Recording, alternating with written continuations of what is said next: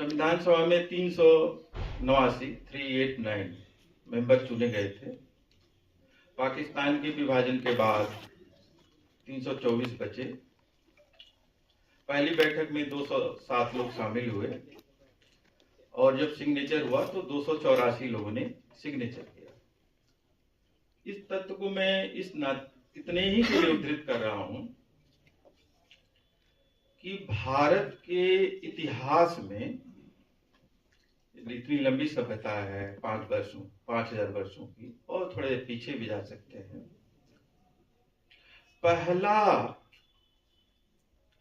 पूरे भारतीयों के लिए पहला एक ऐसा दस्तावेज तैयार हुआ था जिस पर सर्वसहमति थी कि अब ये जो भारत है, 284 लोगों ने उस पर सिग्नेचर किया था और सहमति का सिग्नेचर किया था। एक आदमी ने भी उस सहमति के सिग्नेचर पर असहमति दर्ज नहीं कराई थी। तो भीतर डिलिब्रेशन क्या होते हैं, इस पर बातें हो सकती हैं, लेकिन अंतिम बात वो होती है जिस पर सहमति की थी। इसके कुछ फिलॉसफिकल बिंदु हैं भारतीय संविधान के, कुछ वैचारिक बिंदु हैं, कुछ कानूनी बिंदु हैं, कुछ नियम संहिताएं हैं। भारतीय फिलॉसफी में दो धाराएं थीं। एक को साफ साफ हम वैदिक कहते हैं और एक को समण कहते हैं। एक को ब्राह्मणिकल भी कहते हैं, आर्य भी कहते हैं, आज हिंदू भी हो गया है, और दूसरे को समण कहते हैं, आसानी के लिए बौद्ध परंपरा कह लेते हैं, बहुजन परंपरा कह लेते हैं। एक की फिलॉसफी थी कि कभी भी सभी इंसान इक्वल नहीं हो सकते हैं, वैदिक फिलॉसफी, ब्राह्मणिक फिलॉसफी की। और एक की थी कि सभी इंसान इक्वल है। तो भारतीय संविधान ने दूसरी वाली फिलॉसफी को स्वीकार कर लिया कि सभी लोग इक्वल है। अब समय कम है तो मैं इतना ही बात कहूंगा कि एक फिलॉसफी लंबे से समय से कह रही थी कि सभी लोग इक्वल हैं, तो जो स्वीकार किए वो लोग थे जो ये कहते थे इक्वल नहीं। लेकिन संविधान सभा में उनके प्रतिनिधियों ने भी ये स्वीकार कर लिया कि सभी लोग इक्वल हैं। फिलॉसफिकल बात जो सभी लोगों ने स्वीकार कर लिया, चाहे वो कभी हिंदू महासभा में रहे हों, चाहे वो कांग्रेस में रहे हों, चाहे वो मुस्लिम संगठन में रहे हों, चाहे वो सोशलिस्ट रहे हों, चाहे आदिवासी रहे, सब लोग ने। तो एक बड़ी विजय, थोड़ा मैं समय ज्यादा चाहता था, 15 मिनट तो कम से कम चाहता ही था। तो सभी लोगों ने बात स्वीकार कर लिया। मैं उस परिस्थिति की चर्चा नहीं करूंगा, लेकिन मैं साफ शब्दों में ये बात कहना चाहता हूं कि इस देश के 90% सवर्णों ने, 3 वर्णों ने, ब्राह्मण, ठाकुर, वैश्य, जिनको हम द्विज कहते हैं, वो आरएसएस और भाजपा के साथ संगठित होकर के इस समझौते को मानने से इंकार कर चुके हैं। और कोई भी वोटिंग आप देख लीजिए, वो 80% से 90% वोटिंग आरएसएस भाजपा के लिए कर रहे हैं और उन्होंने इस समझौते को मानने से इंकार कर दिया है। अब उन समझौते में उनका कोई विश्वास नहीं है। कैसे और क्यों वो इतने ताकतवर हुए कि जो समझौते पर उन्होंने दस्तखत किया था उसको उन्होंने मानने से इंकार कर दिया है, उसके लिए समय नहीं है, लेकिन उन्होंने इंकार कर दिया है और खुला इंकार किया। मैं इस विषय पर अब ज्यादा नहीं कहूंगा। एक बात मैं बहुत जरूरी कहना चाहता हूं कि हमारे देश में 0.001% लोग नहीं हैं जो संविधान की फिलॉसफी में, विचार में विश्वास करते हैं। समय कम है, इस नाते क्योंकि मंच पर भी बहुत पढ़े लिखे लोग बैठे हैं, उतने ही पढ़े लिखे लोग सामने बैठे हैं। इस देश के सबसे पढ़े लिखे लोग संविधान में भी सबसे कम विश्वास करते हैं, जिसकी पढ़ाई की बात की जा रही है। जैसे भारतीय संविधान ने जब ये मान लिया, सबसे जो कोर बात है भारतीय संविधान की वो ये बात है, चाहे कोई, अलग ने कहा, चाहे कोई धनी हो, चाहे कोई एमए हो, चाहे कोई पीएचडी हो, चाहे कोई डॉक्टर हो, चाहे कोई इंजीनियर हो, चाहे कोई प्रोफेसर हो, महान ज्ञानी हो, न उसे यह सोचना चाहिए और न उसे यह दावेदारी करना चाहिए कि जो आदमी एक अक्षर नहीं पढ़ा है,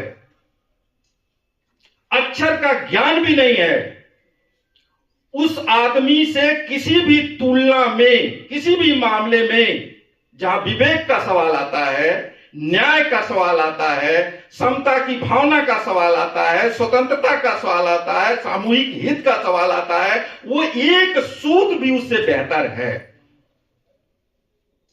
ज्यादातर पढ़े लिखे लोग और बुद्धिजीवी ये मानते हैं कि उन्होंने 1000 किताबें पढ़ी हैं, वो प्रोफेसर हैं, तो जो एक अक्षर नहीं पढ़ा है उसका विवेक, उसका न्यायबोध, उसके सामूहिक हित की चाहत, उसकी समता की चाहत, उसकी बराबरी की चाहत की जो भावना और विवेक है उनसे कम है, वो यही मानते हैं। ऐसा नहीं है, आप प्रैक्टिकल करके देख लें। मेरे पास समय नहीं है तो अपने सर्वे रख, मतलब मैं पढ़े लिखे पर मेरा पूरा अनुभव है, इस देश के ज्यादातर मर्द, संविधान कहता है, फिलॉसफी है। एक बात जो मैं कह रहा था, जब उसने ये कहा कि इस देश के सारी नियति का निर्णय सभी वयस्क लोग करेंगे, जिसको हम सार्वभौमिक वयस्क मताधिकार कहते हैं, और बिना किसी संपत्ति, शिक्षा और किसी तरह का पैमाना नहीं लागू होगा कि पढ़े हैं कि नहीं पढ़े हैं, धनी है कि नहीं है, विश्वविद्यालय में गए हैं कि नहीं गए हैं, क्या क्या नहीं है, कोई प्रतिबंध ही नहीं।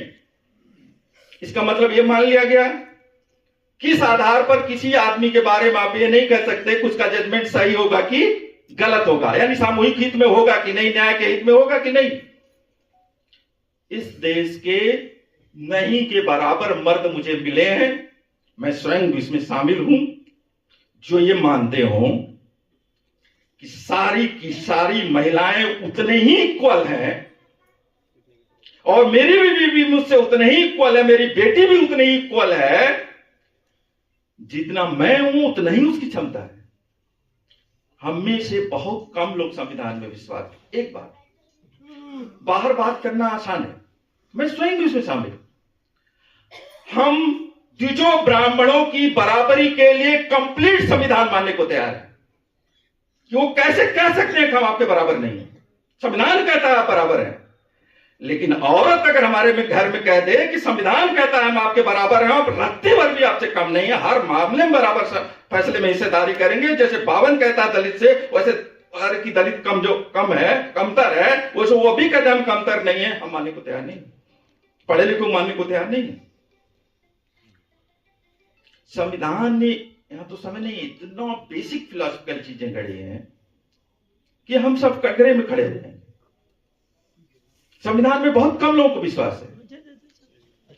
और एक बात जो हमारे सामने संकट है और जिसका समाधान क्या है, इस देश में जो संविधान को स्वीकार नहीं करते हैं, जैसे ब्राह्मणों में जाति नाम की चीज रही नहीं गई है, किस ब्राह्मण में जात है ही नहीं, वो वर्ण और जात उनकी एक हो चुकी है। थोड़ी बहुत शादी ब्याह का चक्कर था, वो खत्म हो चुका है, एकदम एक दूसरे में कर रहे हैं। करीब करीब ठाकुरों में स्थिति आ गई है, करीब करीब पैसों में, और तीनों एकदम संगठित हो गए हैं, और वो इस निर्णय पर पहुंच गए हैं कि हमारे पास एक संस्था आ गई है आरएसएस और भाजपा, इसका खुला समर्थन करो। और वो इतने अपने हितों को अच्छी तरह जानते हैं जितना हम नहीं जानते हैं, कि वो आरएसएस चाहे पिछड़े को प्रधानमंत्री बना दे, चाहे अगड़े को बना दे, चाहे आदिवासी को राष्ट्रपति बना दे, चाहे दलित को राष्ट्रपति बना दे, चाहे किसी को विधायक बना दे। हमारे इलाके में पूर्वांचल का मैं रहने वाला हूं, सपा ने बहुत सारे ब्राह्मणों को खड़ा किया पिछले विधानसभा में कि ब्राह्मण नाराज है, उसको वोट दे देंगे, और भाजपा ने उन ब्राह्मणों के बरक्स पिछड़े खड़े किए। सारे ब्राह्मणों ने 89% ब्राह्मणों ने उस पिछड़ों को वोट दिया, उस बाबर को वोट नहीं दिया। क्योंकि वो जानते थे कि ये पार्टी हमारे हितों की नहीं है और इसका आदमी भी हमारे हितों का नहीं होगा। अब हमारे सामने 2-3 मिनट लेकर के मैं जो सबसे बड़ा संकट खड़ा हो गया है, जो लोग अभी तो महिलाएं फिलहाल इस लड़ाई में नहीं आई हैं। यहां एक अच्छी बात है, इस आयोजन की कम से कम 10% महिलाएं हैं, नहीं के बराबर रहती हैं, मंच पर भी हैं। महिलाएं तो अभी बराबरी की दावेदारी में आई नहीं, वो दावेदारी कर रही हैं। सबसे बड़ा संकट क्या खड़ा हो गया है, वो ये खड़ा हो गया है कि जो लोग संविधान बचाना चाहते हैं, इसमें कोई बहस नहीं है कि सबसे ज्यादा संविधान दलित बचाना चाहते हैं, पिछड़े बचाना चाह रहे हैं, इस पर कोई बहस करता हो तो बेकार की बात है। हम संविधान के इस रूप पर बात करें चाहे उस पर बात करें, सब लोग हम ही लोग मिलजुल के कर रहे हैं। संकट क्या है, हम लोग बिहार में, मैं बहुत टेक्निकल में नहीं जाता कि कोई संविधान बचाओ कर रहा है तो बेवकूफ है और कोई संविधान लागू करो कर रहा है तो समझदार है। दोनों लोग अंदर से क्या बतिया सोचते हैं, ऐसा इधर उधर हो जाता। मैं इसमें ज्यादा नहीं जाता। बिहार में 20-25-50 गांव में ऐसे जाने आने संविधान बचाओ का चल रहा था, तो उसमें गया था मैं भी। तो एक लंबे भाषण के बाद पासी समाज से एक महिला बाहर निकली, तो उन्होंने कहा कि बाबू आपकी बात से तो लग रहा है कि संविधान बचाना बहुत जरूरी है या संविधान लागू कराना बहुत जरूरी है, लेकिन आप ये बात कर रहे हैं कि समय ये स्थिति है कि जो भी भाजपा के साथ खड़ा है, आरएसएस के साथ खड़ा है, वो संविधान को नष्ट करने में खड़ा है। तो उन्होंने पूछा कि हमारे सामने ये दिक्कत है कि हम संविधान बचाएं भोजपुरी में कि चिराग बाबू की जिताएं, चिराग पासवान। मैं आपके दावे के साथ कह सकता हूं कि बिहार में संविधान की सारी लड़ाई लड़ लीजिए, 80% आरक्षण कर लें, जेडीयू वाले या राजद वाले कुछ भी कर लें, चिराग पासवान जिसके साथ रहेंगे, चाहे वो संविधान नष्ट कर रहा हो चाहे भ्रष्ट कर रहा हो, 70-80% फांसी उसी को वोट देंगे। इसी तरीके से अभी तक का रिकॉर्ड देख लीजिए वोटिंग का। बिहार की मैं केवल बात कर रहा हूं। अगर नीतीश बाबू आज संविधान बचा रहे हैं, कल वो भाजपा के साथ चले जाएं और हम कहें कि वो संविधान खराब कर रही है, तो जितने कुर्मी हैं उसमें 70% उसी को वोट देंगे। अनुप्रिया पटेल जिसके साथ रहेंगी, कुर्मी का एक बड़ा हिस्सा के इलाके का उन्हीं को वोट देगा।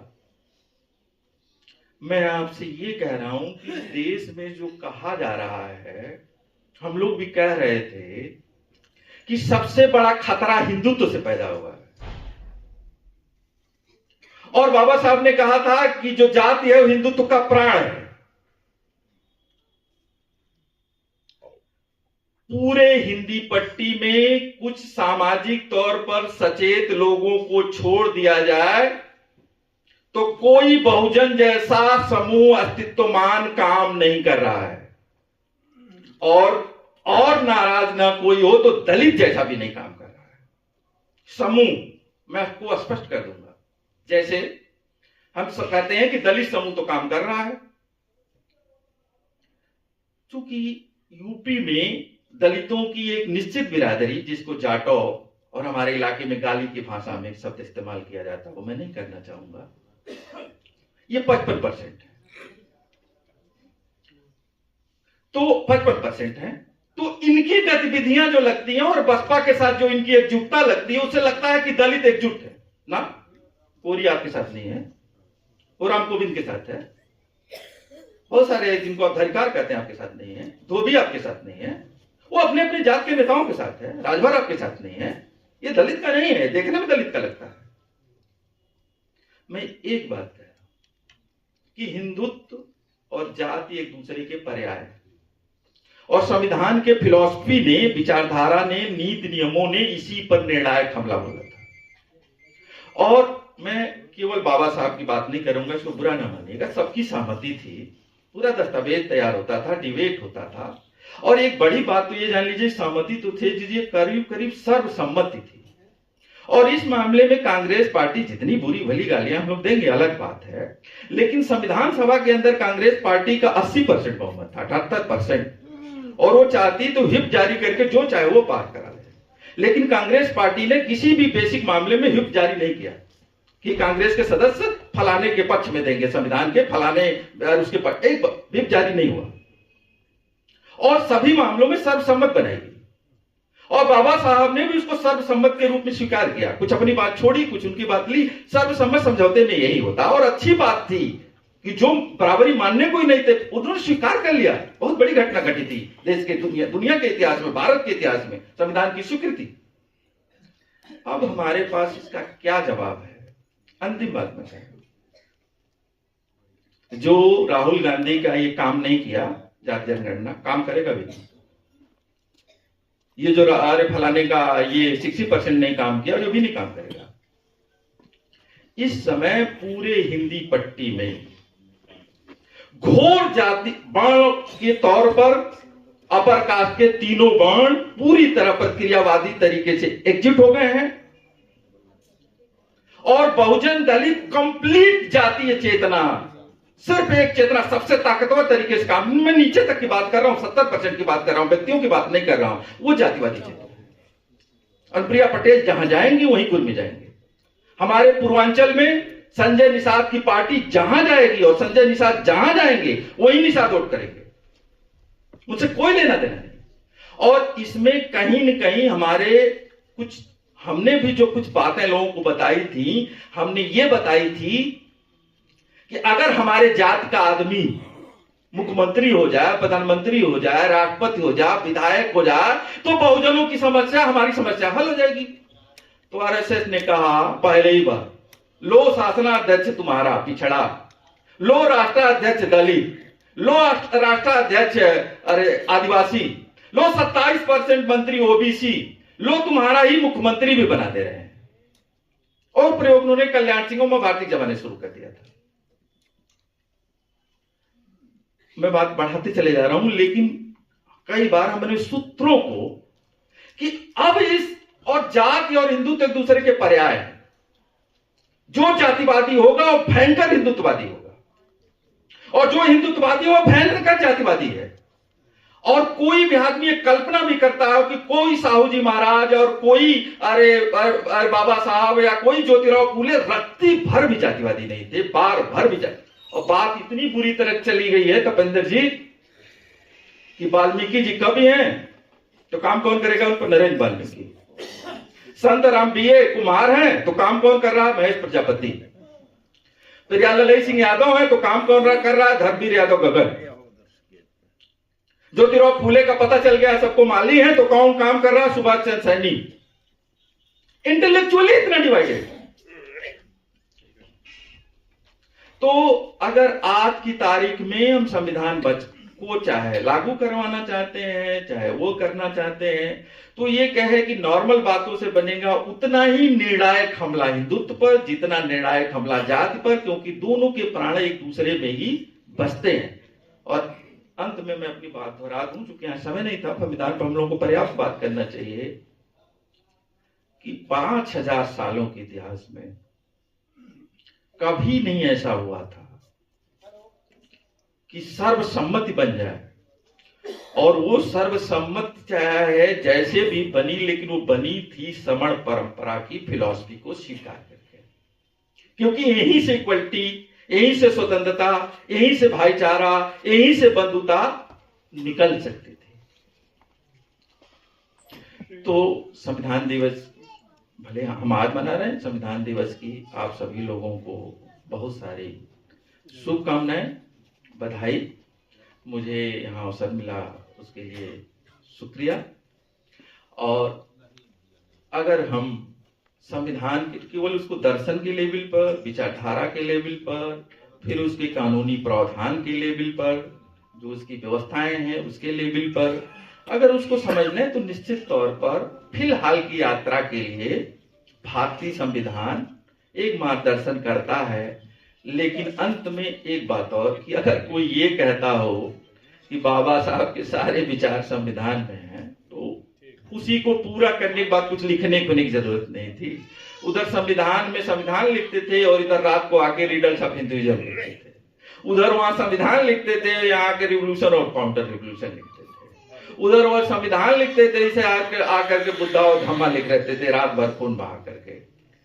तो एक समझौते का दस्तावेज था जिससे मानने से सबसे ताकतवर लोगों ने इनकार कर दिया है।